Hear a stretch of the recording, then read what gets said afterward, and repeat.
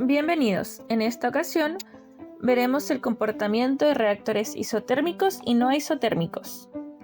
Para el balance de energía de un reactor batch se tiene en consideración que es un sistema cerrado, agitado y con mezcla perfecta. El balance de masa queda como la velocidad específica de reacción por el volumen igual al cambio de moles en el tiempo. Y el balance de energía es igual al cambio de la energía interna total dividido en el tiempo, y eso igual a menos la entalpía de formación por la velocidad de reacción por volumen más menos el calor.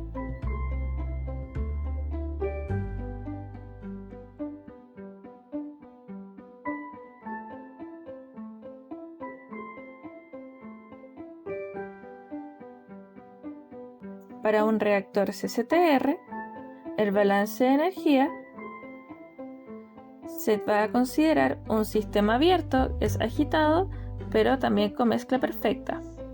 El balance de masa se plantea como el flujo inicial menos el flujo total más la velocidad específica de reacción por el volumen, y eso igualado a cero. Por lo tanto, el balance de masa, homólogamente a esto, sería la entalpía inicial menos la entalpía final menos la entalpía de formación por la velocidad de reacción por el volumen más menos el calor igual a cero.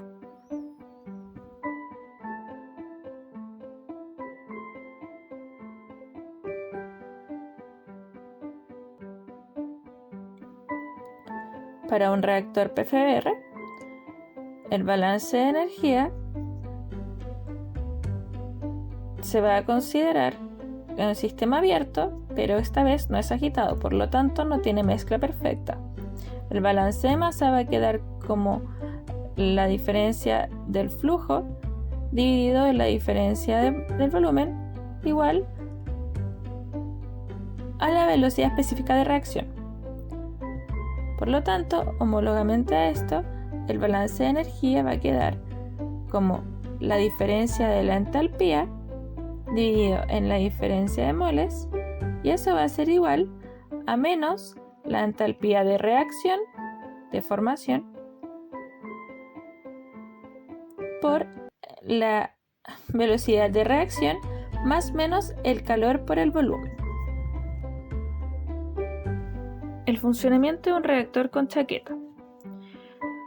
Una chaqueta va a funcionar igual para un reactor batch, CCTR o PFR, ya que el funcionamiento es el mismo: acondicionar el reactor para poder llevar a cabo la reacción. Por lo tanto, el balance de masa de la chaqueta, o sea, el balance de la energía de la chaqueta, queda como la entalpía inicial menos la entalpía final por el coeficiente de transferencia de calor por su área y volumen por la temperatura de la chaqueta final menos la temperatura final del reactor. Eso igual a cero. Por lo tanto, por las definiciones de entalpía podemos saber que la entalpía inicial es igual a masa, que en este caso sería del fluido que pasa por la chaqueta, por el Cp de ese fluido por la temperatura inicial de la chaqueta menos la temperatura de referencia. Homólogo a esto sería la entalpía final, que sería la masa que pasa por la chaqueta por su Cp, pero ahora el delta involucraría la temperatura final de la chaqueta menos la temperatura de referencia. Pongamos la prueba. En un reactor PFR ocurre la siguiente reacción en fase gaseosa elemental a 220 Celsius. A más 2B igual a C más D. Se alimenta un caudal de 150 litros segundo en una mezcla equimolar de A y B al reactor, el cual es operado de forma diabática y a presión atmosférica. Determine el valor del reactor y la temperatura que se alcanza a lograr una conversión del 50%. Los datos están especificados en la tabla. El R en este caso va a ser la constante por la presión de A por la presión de B al cuadrado menos 1 partido en la constante de equilibrio por la presión de C por la presión de D. El balance estequiométrico va a quedar FA igual a FB0 menos 1/2 de FB0 por la conversión de B, y FB igual a FB0, 1 menos XB, y para FC y FD quedaría 1/2 de FB0 por XB. Podemos llegar a una expresión en donde la presión de B es igual a la presión de B inicial por 1 menos la conversión dividido en 1 más la extensión por XB. Planteando la misma situación de B para cada uno de los componentes de la reacción, nos quedarían estas tres expresiones en función de la presión de A, C y D. Por los datos entregados se puede calcular el factor de expansión. En este caso, A tiene -1, B es -2 y los productos serían 1 y 1. Eso por 0,5 dividido por el coeficiente estequiométrico de B por -1. Eso nos daría un valor de -0,25. El balance de masa se va a hacer en función de la especie B. Como es un PFR, nos quedaría la expresión ya modificada, que sería el flujo inicial de B por la diferencia de la conversión dividido la diferencia del volumen. Eso va a ser igual a 2 por la velocidad de reacción. Planteando el balance de energía, va a quedar la diferencia del flujo total por la entalpía dividido en el volumen, y eso igual a la entalpía de formación por la velocidad de reacción, más el calor. En este caso, el calor es 0 porque es un sistema adiabático.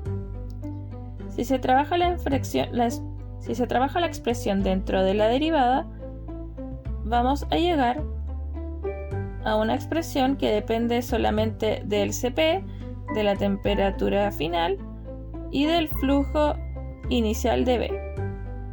Todo eso se debe llevar a la diferencial.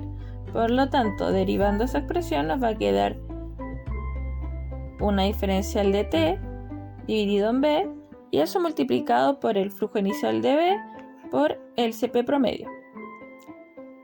Eso igual a la entalpía de reacción por la velocidad de reacción.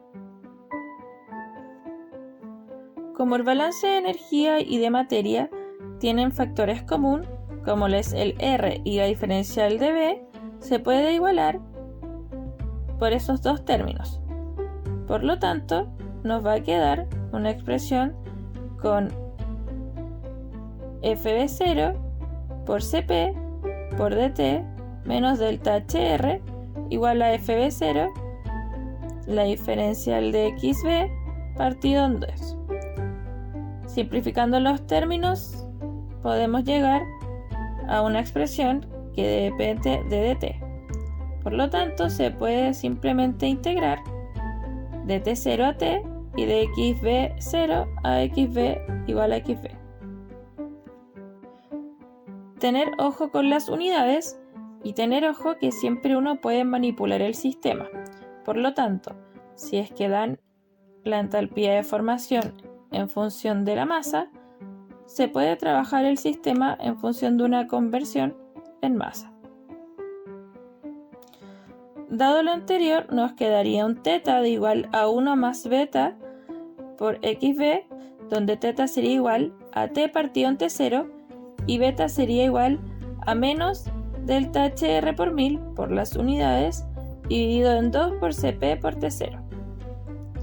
Dado que este es un sistema adiabático y la temperatura va a variar, la constante inicial se debe llevar a una constante a la temperatura a la que se trabaja el sistema.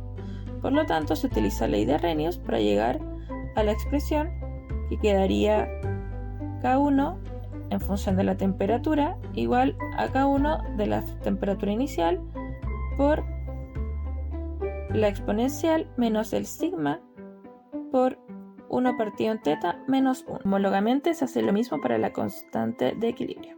En este caso, R va a tener un valor de 8,314.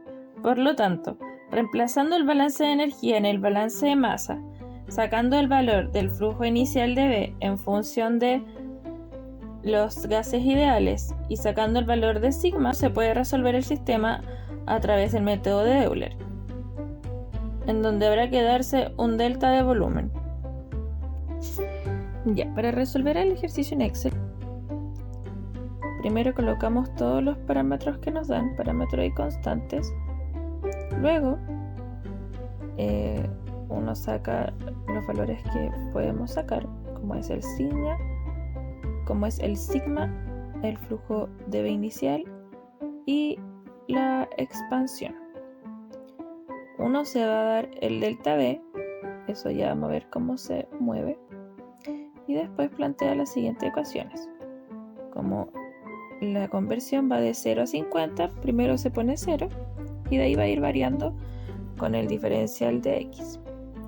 El CP se saca en función del CP promedio, el beta con su ecuación, teta con su ecuación, el KT y el K de equilibrio se sacan con Arrhenius y la expresión que no había quedado al final se reemplaza para la diferencial de la